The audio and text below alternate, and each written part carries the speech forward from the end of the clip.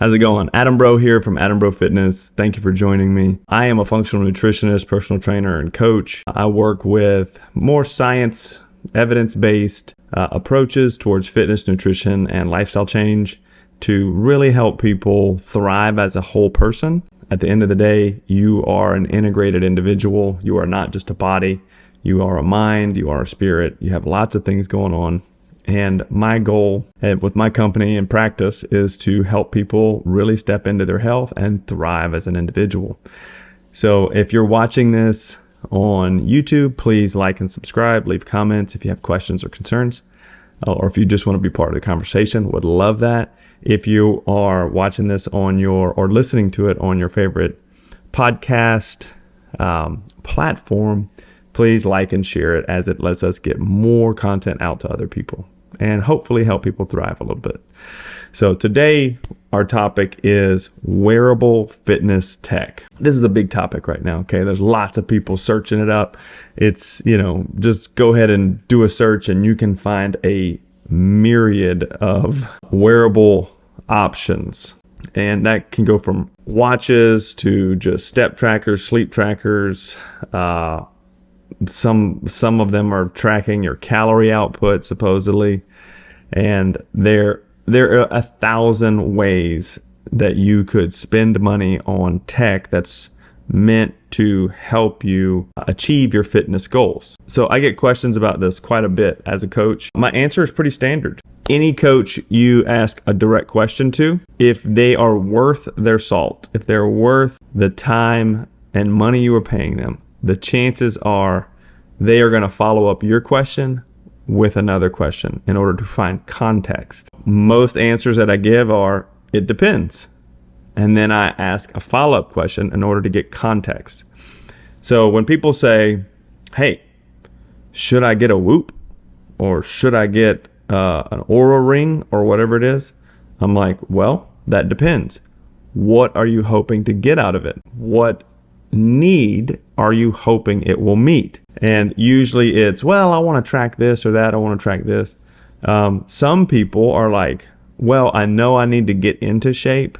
I'm hoping this will help me get into shape. And those are two very different contexts. You got one person who is already taking responsibility for their health in other areas and in other ways, and using their mind, willpower, and habit to already start creating a lifestyle towards health. Where the second individual is like, well, I know I need to do these things. Instead of actually doing the hard stuff, like actually working on my sleep, my mental, my mindset towards fitness, I'm hoping that this app will make that easier. And those are two very different things and two very different expectations. I did this. It looked like Nixon. I'm not whatever. Sorry. I would say all wearable tech is a tool. It is a tool to help a person who has already started the journey of health to enhance it through a little bit of accountability, a little bit of intentionality, and using some of the data that it gives you in order to help make better decisions around your health. For instance, if you know you're struggling with your sleep and you need a sleep, you use a sleep app, or your watch or something has sleep diagnostics, that can help inform what you're doing. You're not gonna watch it and go, oh, well, apparently I have no REM sleep, and then look up what is no REM sleep associated with, and you're like, oh, I'm going to get Alzheimer's based on my watch. You're relying far too much on the data, okay? Where these are tools, all right? So this, an analogy is you use a hammer to build a house, okay? You use a hammer to build a house. The hammer does not build the house. You do. So when it comes to your health, your physique, your mental health, you build your health. You build a physique that you're proud of. You get yourself healthy. And you use tools like a wearable tracker or a hammer, in this example, to help you along that journey. The tool does not replace your responsibility to build yourself.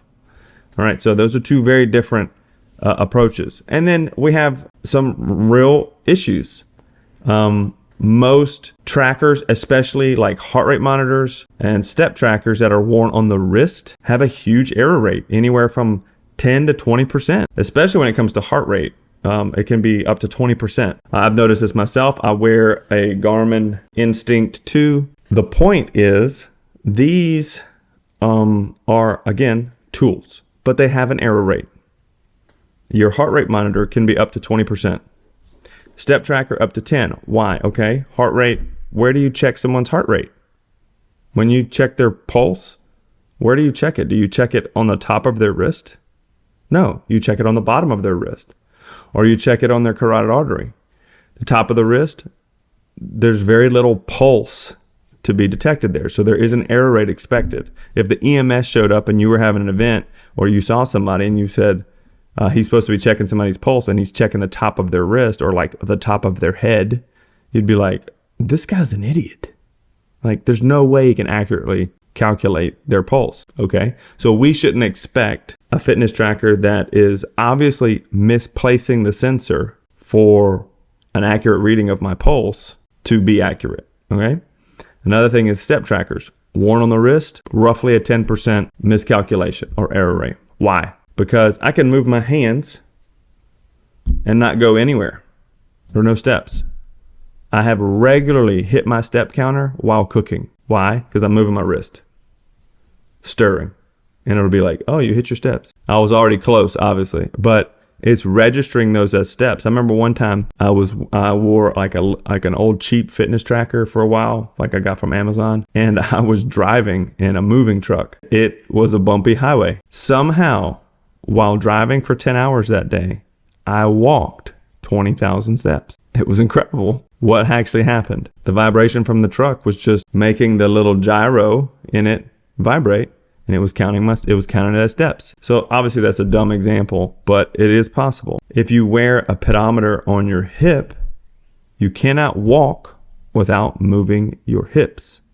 So it's much more accurate. So there is an error rate here. So if we're using them to try to be exact, or if you're like a triathlete who's really worried about your heart rate and your split times and your VO2 max and all this other stuff, you need to spend the money and wear the proper devices that actually go around your chest. Sleep trackers are the same thing. They can be accurate up to a point, but it all depends on the sensor. It all depends on the algorithm used to interpret the data. So they can be useful. Like, for instance, I don't listen to my watch all the time. It has like a stress deal, and it's like telling me, it's like got the HRV. You know what HRV is your heart rate variability. So there is a thought that the variability between your heartbeats is a sign of being rested or health or fitness. So the more variable it is, the supposedly more rested you are, more healthy you are. I've been training for 32 years. So I'm 46 now. I still lift weights. I coach people regularly. I lift weights 3 to 4 times a week. I do jujitsu 2 to 3 times a week. And I regularly walk for 45 minutes most mornings. And many times I do that with a 40-pound weight vest. I would say for my age, I'm in the top 5% of fitness for people my age, especially in our population.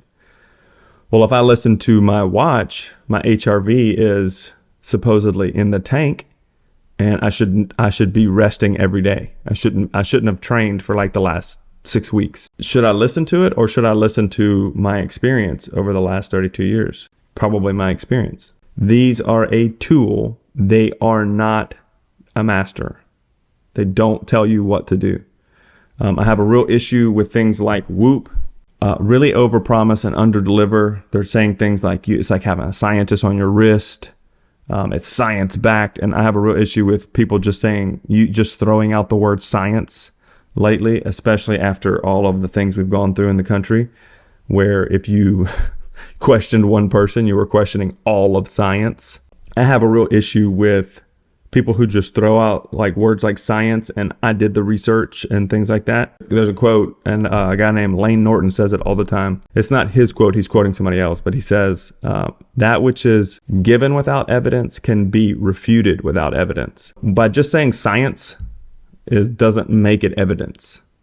Okay, so by Whoop saying it's like having a scientist on your wrist, it's all you need to be healthy. Well, I would debate that, especially if there's a possible 20% error rate. I probably wouldn't agree to be paid in a 20% range, plus or minus. I wouldn't go to a doctor who had a plus or minus 20% error rate on whether or not I was healthy or going to die. I wouldn't put brakes on my car that had a plus or minus 20% error rate on whether they worked or not. Let's say I would not place a lot of my well-being in the hands of something that is obviously flawed. Okay? I would take responsibility myself and then use the tools as I can. And especially when you realize there's a serious lucrative back end to a lot of this tech. All right. So I have no problem with people making money. This is my job. I do it to make money, but I also do it to help people. But I will say there is great incentive to oversell and kind of overhype the benefits of this tech, especially when people are being paid to advertise it and they sponsor it. They're being paid. This is a big issue we're running into in the country even now, where we're seeing that most of the American Heart Association has been in the pockets of donors for years, which is why we've had so many ridiculous recommendations over the last 60 years. We also see that many of the officials who are supposedly in the federal, drug administration, or people who are, approving drugs, are on like 5 or 6 different payrolls for pharmaceutical companies.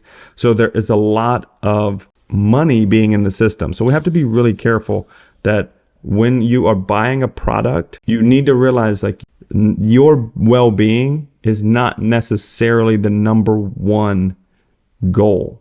So just be aware of that. So don't outsource your thinking. Don't outsource your health to an app or wearable tech when you have agency over yourself. Use the tools necessary to help you along the journey, but you decide that you're on this journey first.